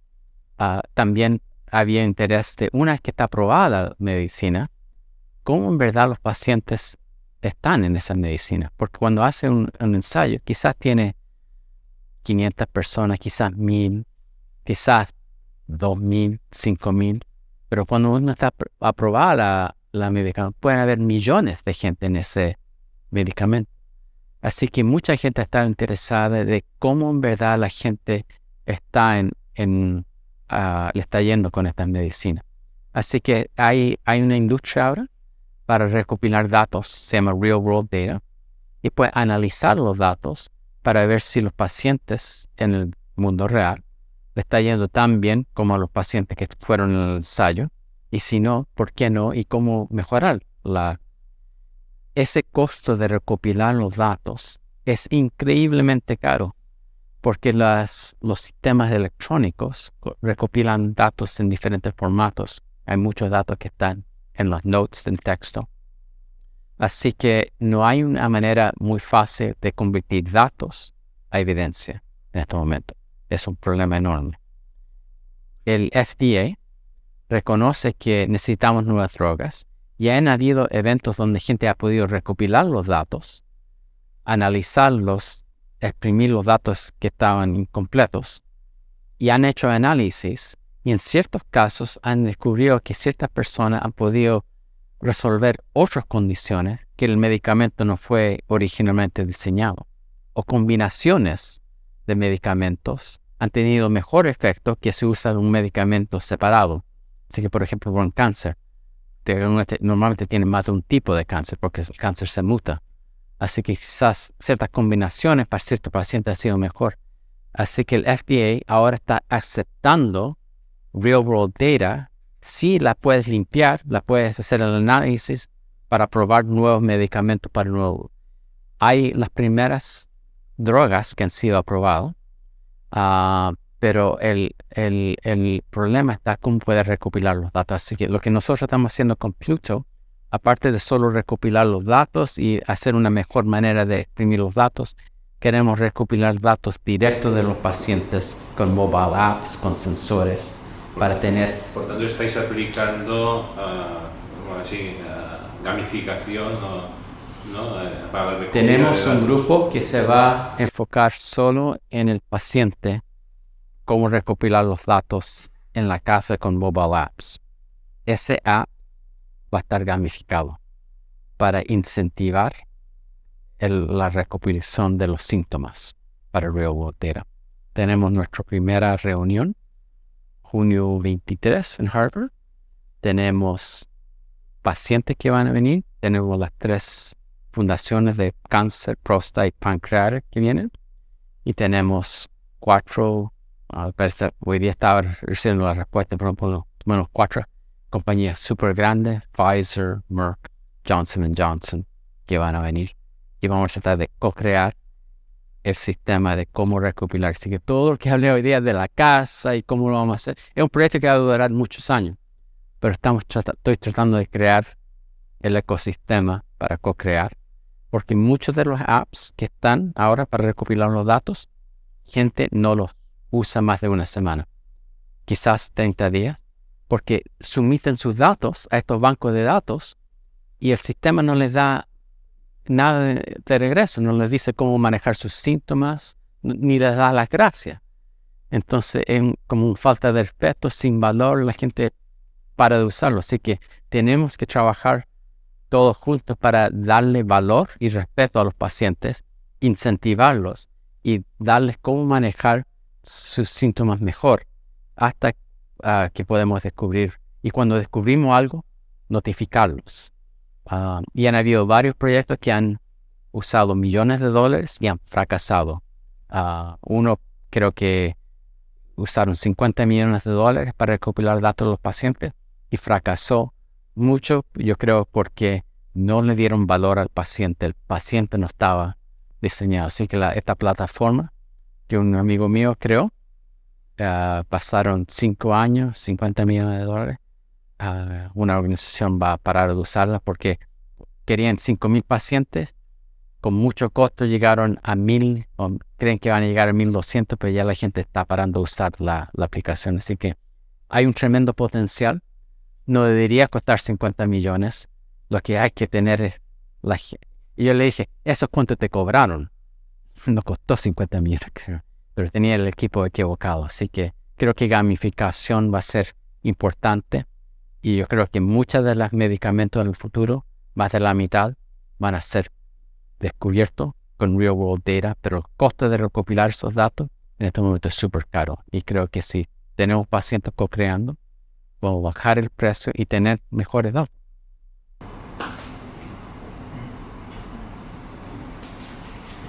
Sí. Vuelvo a la parte de la experiencia y bueno, una pregunta a Judith, también a Óscar.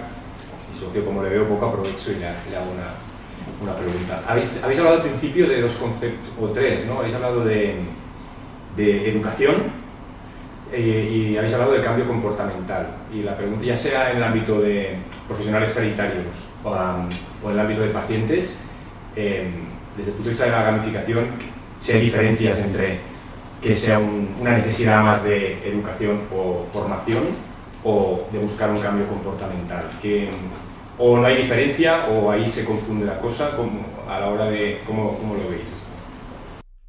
Mira, hay un famoso filósofo canadiense, Marshall McLuhan, que estudiaba ambiente en los 60s, estudiaba todas las nuevas tecnologías, televisión, radio, comunicación, educación, cómo se hacía el entretenimiento por la televisión, cómo se hacía en la educación en los colegios. Y dijo, los que preguntan cuál es la diferencia entre el entretenimiento y la educación, no entienden ninguno de los dos. Porque en verdad cuando una educación que es entretenida, para a ser educación y pasa a ser entretenimiento o algo entretenido. O cuando estás viendo una película, un documental o una comedia que te hace reflejar de la vida real y aprendiste algo. Así que yo creo que lo que estamos tratando de hacer es combinar cosas para que la experiencia sea fluida y que la gente está entretenida, está educada, pueda aprender cosas nuevas, puede cambiar la actitud, porque antes que cambie el comportamiento tiene que estar dispuesto a cambiar tu actitud sobre tu problema y tú mismo y tener la confianza de hacer y después cambiar el comportamiento. Así que todo es un continuado y todos estos elementos se traspasan y si lo haces bien, alguien no debería estar pensando estoy haciendo un curso, estoy haciendo una experiencia que me gusta. Y cuando uno va, por ejemplo, a Disney, va a Epcot, está en modo de entretención o está aprendiendo sobre diferentes culturas, un poco de los dos. La gente no le importa, está en Epcot todo el día, aprende algo, lo pasa bien, no se va hasta que lo echen. ¿Por qué no podemos hacer juegos así que todo es fluido, una buena experiencia? Tuviera que añadir algo, diría que tradicionalmente se ha confundido mucho lo serio con lo aburrido. Y esto es un problema educativo que tenemos desde hace 200 años, que es que resulta que nos dicen que cuando dejamos de ser niños y niñas, pues lo de jugar es para ratitos, y sobre todo que si hay una cosa que hay un poquito de cachondeo ya no es seria. Y esto es un problema mental que tenemos tremendo, porque ¿qué tendrá que ver que algo sea serio y riguroso con que divierta? No tiene nada que ver, es una barbaridad si se piensa un poco. Y yo creo que el otro reto que tenemos en salud es que es por obligación. Y cuando se juega, nunca es por obligación. Si tú a una persona le dices, mira, ahora vas a jugar a esto, durante media hora, allí, esta persona te va a mirar y te va a decir, no, porque yo no he elegido. Ni si quería jugar a esto, ni si lo quería jugar a ello. Entonces, la primera regla de los juegos es la autonomía. Y en salud muchas veces no hay autonomía. Ya que hay que romper una especie de dogma, o de algunos dogmas que están por ahí escritos, que son los que se cargan la adherencia, los que se cargan la motivación, los que se cargan un montón de cosas, ¿no? O sea, todavía impera la letra con sangre entra, porque al final está usted enfermo y se tiene que curar y va a hacer usted esto. Fumar mata, ya lo sé, y te lo digo a la cara fumando, que ya lo sé. Cuéntame otra historia, cúrratela más, ¿no? Bueno, Sí. yo con respecto a esto, os hago un poquito de crítica, ¿eh? Yo soy informático y estaba en el mundo de los videojuegos, estoy haciendo cosas en salud, pero desde otra perspectiva, más en temas de datos, compartición de datos, data space y toda esta historia, ¿no? Y real world data. Pero de alguna manera, vosotros estáis pidiendo que el sistema médico adopte las habilidades del mundo del diseño del videojuego y de alguna manera las incorpore, ¿no? El mundo del videojuego ha utilizado la neurociencia y todo para generar cierta adicción, para generar ciertas prácticas que no son saludables. Y de alguna manera sería como decir que la industria de las bebidas alcohólicas, que también pueden servir en cierta manera para cosas de salud, fueran bien vistas para temas de salud, ¿no? Entonces, aquí también existe esto. Seamos críticos, que de alguna manera el videojuego se ha asociado muchas veces a adicción, a ciertas prácticas no saludables. Sí. Pero también se ha vendido, Nintendo vendió durante 10 o no sé cuántos años ese juego que era para habilidad mental. Exacto, funcionó bastante bien como tema comercial, ¿no? Entonces, ¿por qué la industria del videojuego no ha apostado más hacia esto, incorporando médicos en sus equipos para generar industria del videojuego que sea realmente saludable? O sea, os hago también esta crítica, ¿eh? Sí, sí, sí.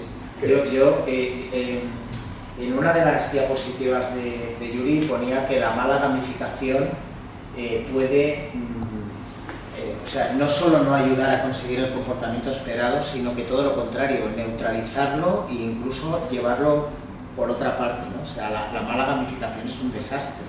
Es mejor no hacerla, ¿no?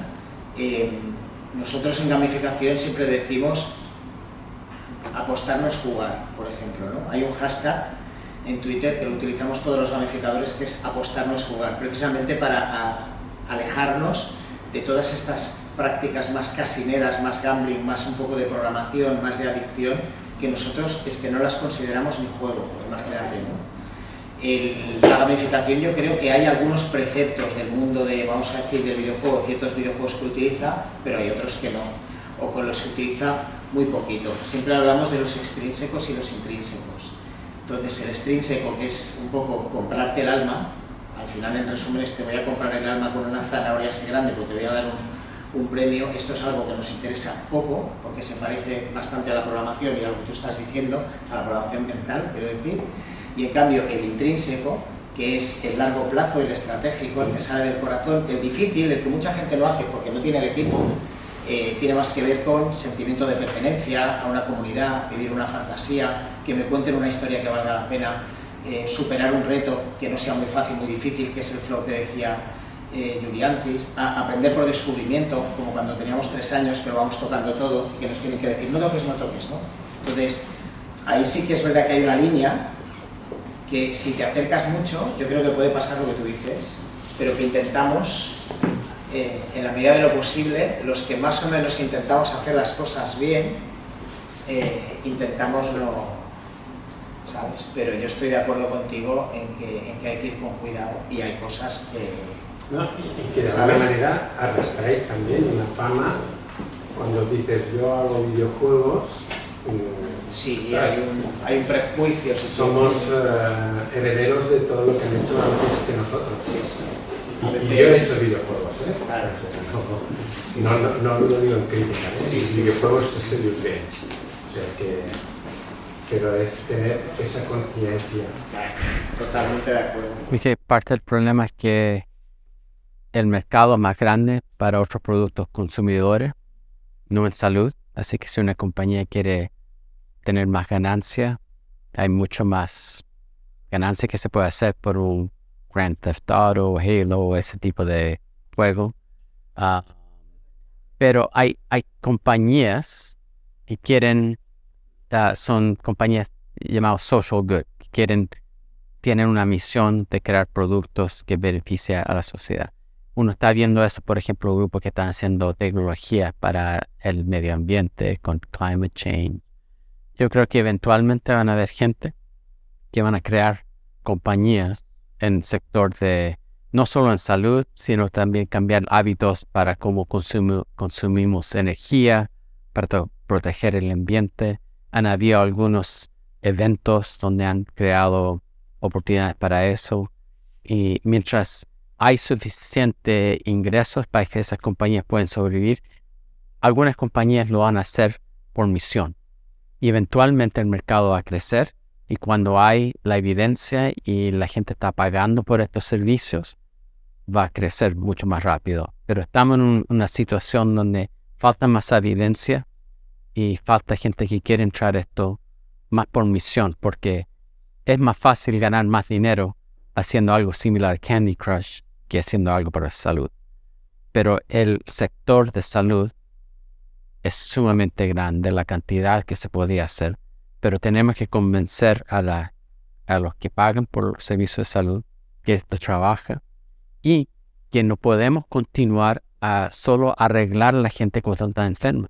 Tenemos que tratar de mantener a la gente saludable porque no tenemos los fondos para seguir cuidando a gente que se enferma de nuevo y no está empoderada a mantenerse.